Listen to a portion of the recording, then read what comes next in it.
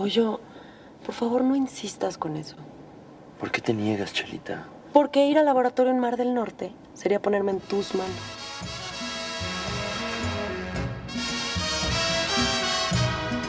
Yo soy un iconoclasta en toda mi vida cultural. Yo nunca he pensado que las convenciones de la cultura en la que me muevo son dogmas que no puedo analizar ni desmontar. Es al revés. Yo lo que aprendí es que todo el espectro cultural, con todos sus mitos, puede ser desmontado y analizado fríamente.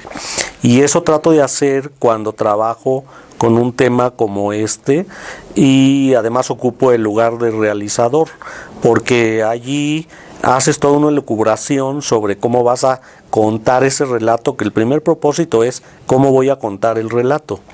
Y luego están todas las consideraciones del tipo de que van hacia los contenidos, hacia la psicología de los personajes, hacia qué temática estamos manejando, tener cuidado de que no vaya a resultar que eres más de derecha que de izquierda, que estás en medio, o dónde estás como artista en medio de todos esos ires y venires de la política, ¿no? Entonces tienes que ponerte fuera de lo que son todos los discursos del poder. Lo que reivindicó a Goyo fue el discurso solemne del poder del PRI.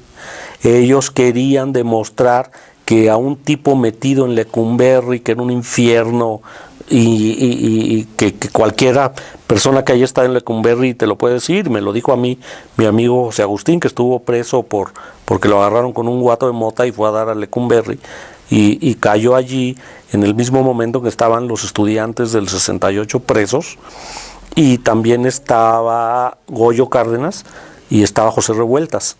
Y entonces él tuvo una vida diaria dentro de Lecumberri, que cuando platicabas con él sobre eso te dice: no, Lecumberri era un infierno. Entonces de ahí sales peor, no sales mejor. Nadie se reivindicaba. El que entraba ahí entraba a lo que se conocía en las notas rojas como la escuela del crimen. ¿Cuál era la mayor escuela del crimen? El Palacio Negro de Lecumberri. Sin embargo, Goyo lo tuvieron 30 años ahí y dijeron que lo habían reivindicado, le habían quitado la psicosis, le habían quitado el esquizo y lo habían vuelto una persona muy buena, que quería tener un matrimonio, un título, y todo lo hizo pasados los 60 años. Y formó una familia totalmente convencional, y dentro de esas convenciones fue llevado hasta la Cámara de Diputados, donde se iba a homenajear al doctor Quirós Cuarón, y resultó que como el doctor Quirós no pudo ir por razones personales, dejaron a Goyo sentado ahí ya con su título de Derecho, y el señor licenciado Mario Moya Palencia, que era el que tenía el discurso ese día como secretario de Gobernación, y quería reivindicar y ponderar a nuestro mayor criminalista, explicó que no había podido venir el doctor, pero ahí tenían un resultado de toda su teoría criminal, y era el licenciado Gregorio Cárdenas, que fue aplaudido a rabiar por nuestros diputados. Un asesino, el estrangulador de Tacuba. Así es. Quiero preguntarte sobre la psicología de Goyo. Las motivaciones, ¿qué fue lo que hizo que Goyo Cárdenas asesinara a 4 chicas? Hace rato fuera de cámara me contabas cuál era la psicología detrás de Goyo, que no hay psicología detrás de... ¿Cuál es el motivo por el que alguien asesina? Es que yo ya a mi edad, y después de estar 6 décadas en este mundo, interesado en las notas policíacas y las notas rojas, y viendo perfiles de criminales tan variados que hemos tenido en México, yo te podría empezar diciendo que no es nuestro peor serial killer, porque dentro de Lecumberri había un señor al que apodaban el Sapo, que tenía en su contabilidad más de 100 asesinados con arma blanca, por él. ¿Por dinero? No, por salvaje, por primitivo, porque la maldad humana siempre ha existido. Pero en el caso de Goyo, por más que le busquen, le rasquen, busquen todos los perfiles, pongan todas las teorías científicas de la criminología, nunca va a haber una teoría que te explique por qué este señor decidió estrangular a 4 muchachas y enterrarlas. No hay ninguna razón. Como todo asesinato, es gratuito. como lo marcó la teoría surrealista en el siglo XX, el crimen es gratuito. Pues sí, no hay razón para matar a otra persona. Ahora, podemos explicarlo, podemos decir que tuvo una psicosis, que perdió su visión de la realidad. Que la sí, Freud aporta mucho con el rollo de que si estabas enamorado de tu mamá, probablemente podrías cometer un crimen. Perdón, yo sigo enamorado de mi mamá y todavía no mató a nadie.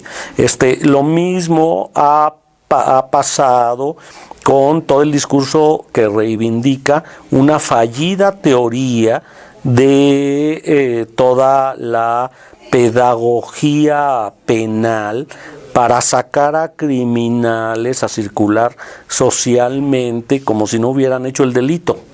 Entonces, a veces hasta pienso que aquí en México ha faltado tener pena de muerte, porque si tú te pones en los pies del señor licenciado Arias, padre de Graciela Arias, te aseguro que él te firmaba que existía la pena de muerte, pero estaba cancelada.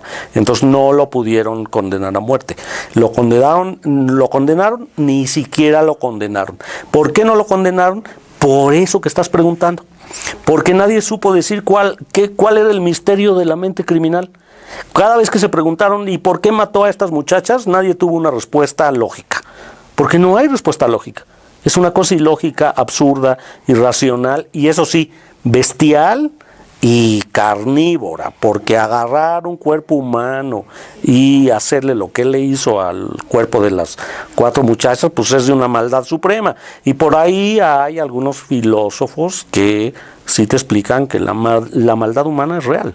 Entonces yo he llegado a la conclusión de que el misterio de la mente criminal continúa, pero no puedo dejar de pensar que la maldad humana existe y que el crimen, hay que decirlo, cualquiera puede cometer un crimen en un arranque de celos o en un arranque pasional. Estamos llenos de arranques pasionales en la nota roja mexicana, crímenes en los hoteles de paso, crímenes en la calle, que son cometidos por amor. ¿Eso es una explicación de esos crímenes? ¿El amor? No lo es, no es suficiente explicación. Explica, pero no lo justifica. Uh-huh. Recientemente, con el advenimiento de la gran cantidad de escándalos sexuales que hay, particularmente en Estados Unidos, cierto público, ciertas personas han atacado a la víctima, han dicho que se ha ayudado, que utilizó ese ataque para beneficio personal. La tendencia es satanizar a la víctima. Creo que con tu película lo que estamos viendo es darle una voz a esa víctima. Estamos hablando de 3 prostitutas que no tenían voz, eran unas niñas, eran unas chavitas que no tenían por qué fallecer, con todo y que eran prostitutas, no tenía por qué sucederles eso. Es hasta que llega alguien influyente que buscan a esta otra persona. Para las 3 prostitutas que había matado originalmente, no, lo formulaba muy bien hace rato Sofía Espinosa, diciendo que el personaje que ella interpreta, que es el de Chela Arias, sí, la desaparición de Chela es lo que da lugar a que se descubran los crímenes de Goyo. Y en la comandancia de policía ahí en Revillagigedo, lo que pensaban es lo mismo que se piensa hoy cuando una madre declara su preocupación porque una hija no regresó a casa. Y en la policía le dicen, se fue con el novio. Eso es lo más probable. Debido a ese concepto que en 1942 ya lo estaban utilizando para justificar la desaparición de mujeres, pusieron a la agente, ojo, una mujer, a la agente Ana María Dorantes, de los servicios secretos de la Comandancia de Policía de la Ciudad de México, la mandaron a ella a investigar por qué estaba desaparecida Chela Arias, quien había desaparecido desde antes del 1 de septiembre, que es un día muy importante, lo era, aparte de ser cumpleaños de Marisa el 1 de septiembre, pero en el 1 de septiembre, en aquella época, y hasta muy cercano al final del siglo XX, sabemos que era el día del presidente. Ese día el presidente daba su discurso sobre su informe. Entonces ese día todas las actividades se pararon. El día anterior es que Goyo se la llevó. y después tuvieron un lío, ellos dos, un lío de pareja, y ese lío de pareja provocó que Goyo le diera un jalón a ella, que lo que siguió fue estrangular. Bueno, no, a ella no le estranguló, eso es ficción en mi película. A ella la mató de un golpe con el maneral de la puerta del coche. A las otras tres las estranguló. A Chela le rompió la cabeza y después se la llevó a su laboratorio y según él intentó revivirla con inyecciones y cuestiones químicas que él sabía de sus estudios en la facultad.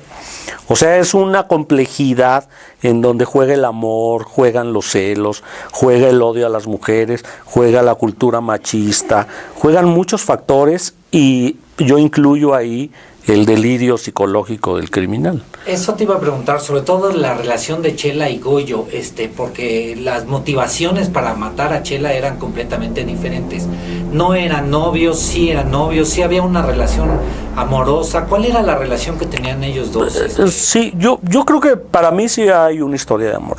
Yo sí pienso que los tres crímenes anteriores al crimen de Chela son crímenes donde ya está jugando las particularidades de la relación entre Goyo y Chela. Hay que tener en cuenta primero que había una diferencia de edad y una experiencia amorosa y emocional muy distinta entre los dos, porque Goyo estuvo casado porque embarazó a una chica de que bailaba en un cabaret. Entonces era una chica que era menor de edad y que Goyo le empezó a pastorear porque le gustó, estuvo baile y baile con ella y después se encamaron y resultó que aquella chica salió embarazada y entonces la mamá de la chica aprovechó que el otro se las daba de rico porque como traía su beca de Pemex se había podido comprar un coche, traía trajes, sombreros, corbatas y tenía su laboratorio personal de química. Así es que era muy apantallante y entonces la señora lo obligó a casarse con su hija y luego la hija perdió al embarazo en un accidente de coche que todo parece indicar que Goyo lo provocó. La muchacha abortó y después de eso digo, ya no vamos a tener un hijo, voy y me divorcio. Se fue a Texcoco, buscó un abogado y se divorció sin avisarle nada a ella. Nada más regresó con el acta de divorcio, se la puso a su suegra y le dijo, mire usted y yo ya no tenemos nada que ver, su hija no me interesa, adiós. Y se fue a seguir estudiando química. Y al año y medio es que ya estaba enredado en una situación amorosa con Chela, a la que yo pienso que sí amaba y deseaba, pero ella nada más jugaba con él, porque ella tenía... Ella lo usaba, lo utilizaba. Pues sí lo utilizaba porque él estaba reconocido como una mentalidad de un alto coeficiente intelectual en la universidad y en la Facultad de Química lo tenían como personaje destacado, como alumno destacado y sí es verdad que él era muy bueno en ciencias exactas, él era bueno en matemáticas, en química y en física y cuando llegó a química a sus 25, 26, 27 años, él era un estudiante del más alto nivel en comparación con sus compañeros que tenían 10 años menos, como el caso de Jorge Roldán el Calavera, que tenía 18 años. Entonces los dos vivían la época de una forma distinta, porque el de 27 años no estaba obligado a estar en el servicio militar. En cambio, el Jorge Roldán estaba destinado a ser parte de la primera generación de mexicanos metidos al servicio militar nacional obligatorio, dada la declaración de guerra que había hecho el presidente de la República. Hacia allá iba, que si nos podías dar un poco el contexto histórico. Estamos hablando de 1942, en el momento en que el presidente de la República le declara la guerra al eje nazi japonés, y entonces la angustia del mexicano es, y de un muchacho de 17, 18 años, de que me tengo que ir a la guerra. Tenía que ir a la guerra. Sí, Ese es el perfil de Jorge Roldán, el Calavera. Exacto. ¿Nos puedes hablar precisamente del Calavera? Tú ya lo nombras la quinta víctima sí. de este asesino. Sí, y bueno, yo desde hace mucho tiempo pienso por mis grandes maestros en la universidad, en ciencias políticas, que el hombre no es más que un esclavo de la historia, ¿no? Y de la época que te toca vivir. O sea, seguramente yo sería una persona distinta si hubiera nacido en los años 40, pero yo nací en los años 50, entonces fui niño en otra época y recibí estímulos culturales muy distintos a los que recibió mi papá, que fue joven en los años 30, ¿no? Pero yo fui joven en los años 70, no soy de la generación del 78, sino a la que siguió, y mi visión sobre el 68 pues es de alguien que nada más vio pero no participó, y lo mismo veo que sucede con la gente de 1942, que es un año que está puesto por nuestros historiadores como un año crucial en la vida de México en el siglo XX. En primer lugar, porque habían pasado solo 4 años de la expropiación petrolera, que sucedió en 1938. Cárdenas ya se había ido y habían puesto al señor Ávila Camacho, el general, por dedazo de Cárdenas, fue a acabar de presidente el otro general, que para que tuviera más autoridad, porque ya se veía que venía la guerra. Eso los gringos ya lo sabían.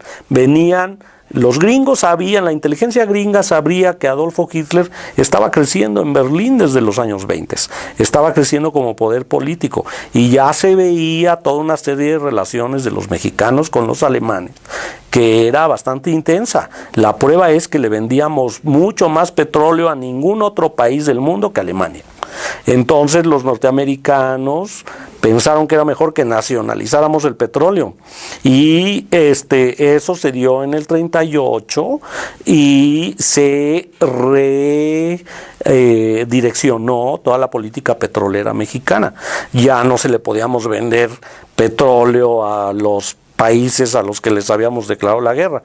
¿A dónde se le vendió ese petróleo? A los Estados Unidos, y fue a dar. ¿Y a dónde fue a dar? A la industria bélica norteamericana, que necesitaba muchísimo petróleo para mover esa industria, para mover sus tanques, sus cañones y todo lo que tuvieron que mandar a Europa para terminar con los nazis.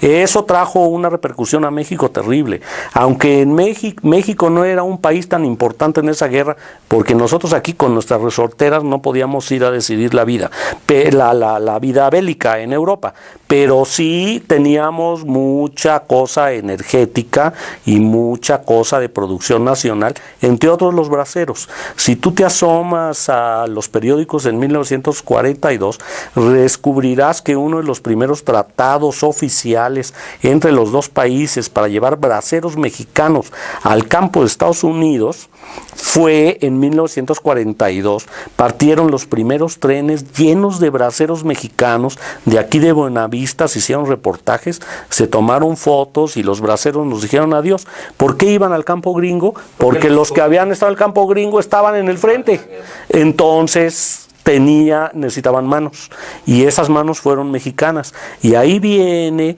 toda una cultura que va a dar lugar hasta el laberinto de la soledad de Octavio Paz, analizando al Pachuco y analizando al Tintán, que es el alma del laberinto de la soledad, ¿no? Y todo el pochismo y el uso del inglés en el lenguaje mexicano y toda esta cosa, ¿no? En el lenguaje español.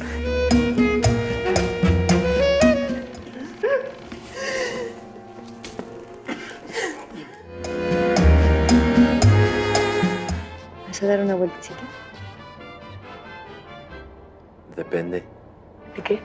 Ey, tú. ¿Hace cuánto que no vienes por acá?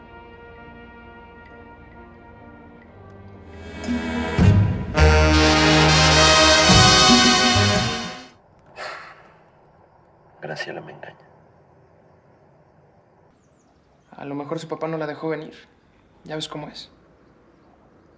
O me engañaste para traerme este cuchitril inmundo. Aquí hasta huele mal.